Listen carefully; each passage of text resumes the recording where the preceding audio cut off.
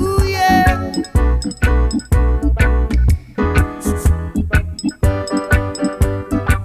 Well, all right. Well, jamming. I wanna jam it with you. We're jamming, jamming, and I hope you like jamming too. Ain't no rules, ain't no vow. We can do it anyhow. I and I will see you through. 'Cause every day we pay the price. We're the living sacrifice. Jamming till the jam is through.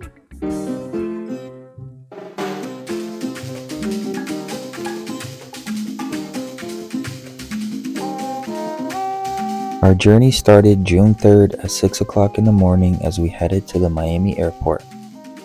With a packed car full of luggages, a surfboard, and a stroller strapped to the roof, 2.5 hours later, we almost lost our flight. Almost.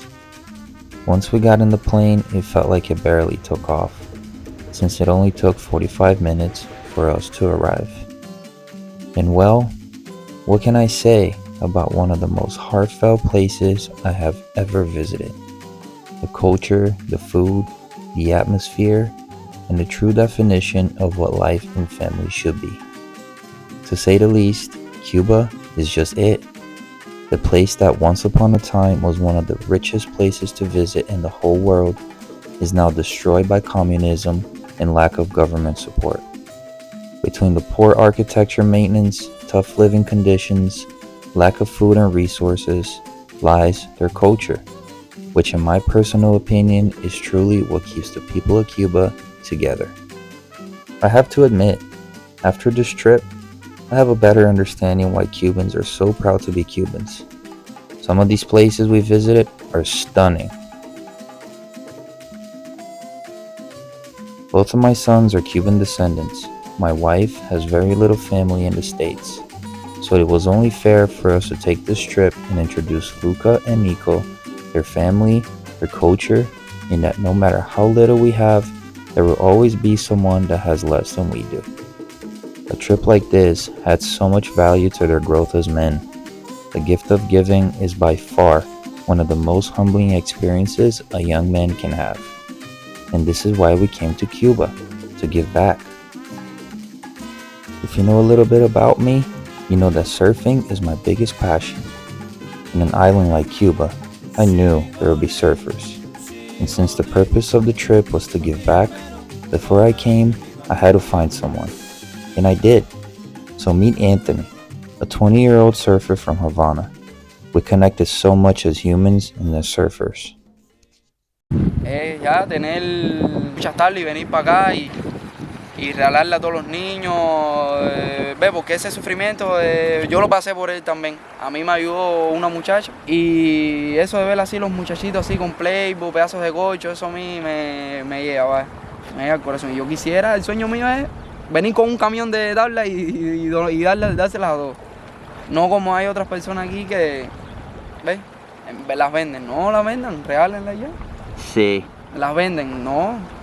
Ahora mira, ahora que tengo pensado yo, la tabla vieja mía, yo la voy a arreglar y se la pienso regalar a un muchachito que está aprendiendo. Se la voy a regalar, que me cae bien, lo que no tiene tabla. Tú ves atrás de mí ahí todos los días. Papá, ¿cuándo vamos a coger Lola? Papá, ¿cuándo préstame una tabla, papá? Y ahí yo se la voy a dar, que estoy seguro que se va a poner a leer. You can tell that Anthony comes from great family values and that we have the same purpose. We just want to help the surfers.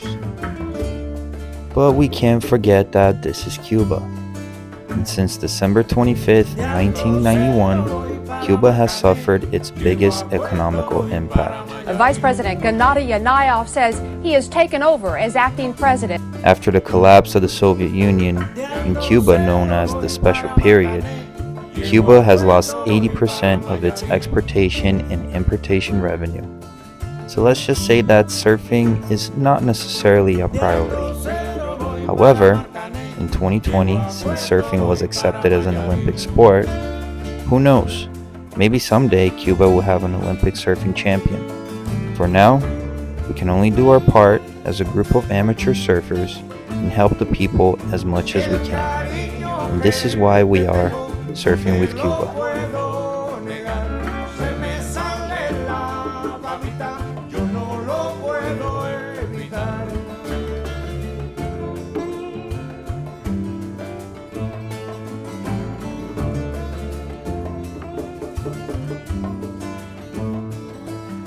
Cuando Juanica y Chan Chan en el mar servían arena, como sacudía el jibe, a Chan Chan le daba pena.